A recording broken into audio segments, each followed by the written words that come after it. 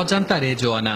ঢাকা বিশ্ববিদ্যালয় থেকে অর্থনীতিতে বিএসসি পাশ করে চাকরি নিয়েছিলেন একটি বেসরকারি প্রতিষ্ঠানে। বেতনও পেতেন ভালো, তবে সংসারের সঙ্গে চাকরির সমন্বয় করতে না পেরে পরেরটাই ছাড়তে হয় তাকে। তবু দমে যাননি অজান্তা। ইন্টারনেটের মাধ্যমে আউটসোর্সিং করে ঘরে বসেই স্বাবলম্বী হয়েছেন তিনি। 2014 সালে দেশের সেরা আউটসোর্সার হিসেবে বেসিস অ্যাওয়ার্ড সহ পেয়েছেন বেশ কিছু সম্মাননা। তখন যে স্যালারিটা পেতাম এনজিও থেকে, তার থেকে আমি ফ্রিল্যান্সিং এ তার হাফ বা তার চেয়ে কম টাইম দিয়েও সেই স্যালারিটা উঠিয়ে আনতে পেরেছি। অ্যান্ড আর্নিংটা পুরোপুরি আমার উপর ডিপেন্ড করে। আমি যদি এখন 8 ঘন্টা কাজ করি, পুরোপুরি কাজ করি, তাহলে পসিবল, অনেক ভালো একটা আর্নিং করা পসিবল। ফ্রিল্যান্সিং বা আউটসোর্সিং ইন্টারনেট ব্যবহার করে একা বা অফিস নিয়ে বিশ্বের যে কোনো প্রতিষ্ঠানের হয়ে কাজ করে দেওয়ার একটি মাধ্যম। এরই মধ্যে তরুণ সমাজের কাছে জনপ্রিয় হয়ে উঠেছে অর্থায়নের মাধ্যমটি।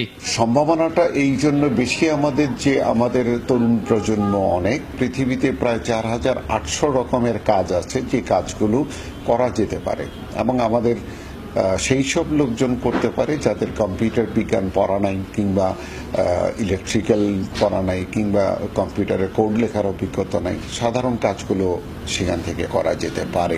বর্তমানে আউটসোর্সিং এর সবচেয়ে বড় সাইট আপওয়ার্ক ও freelancer.com এ কাজ করে প্রতি মাসে কয়েকশো মিলিয়ন মার্কিন ডলার আয় করছে দেশের তরুণ তরুণীরা। আর বিশ্ববাজারে বাংলাদেশের অবস্থান এখন শীর্ষ 10-এর মধ্যে। ইনফ্রাস্ট্রাকচার জায়গায় যে ইন্টারনেটটাকে অনেক সহজ করা এবং খরচ কমানো সারা দেশব্যাপী, সেটা এখন হচ্ছে না। স্কিলটা একটা বড় সমস্যা। আমাদের প্রচুর ট্রেনিং হচ্ছে, কিন্তু সেই ট্রেনিংটা যাতে সঠিকভাবে হয়, যাতে এক্সপার্ট লোক তৈরি করা যায়, সেই জায়গাটা কিন্তু এখনো ওভাবে হচ্ছে না। আউটসোর্সিং এর বাজার নিয়ে আশাবাদী আইসিটি প্রতিমন্ত্রীও জানালেন, এ খাতে কর্মসংস্থান বাড়াতে নেওয়া হচ্ছে নানা উদ্যোগ। Leveraging ICT for growth, governance and employment প্রজেক্টের মধ্য দিয়ে ইউনিভার্সিটির আইটিএস গ্র্যাজুয়েটদেরকে প্রশিক্ষণ দিচ্ছি।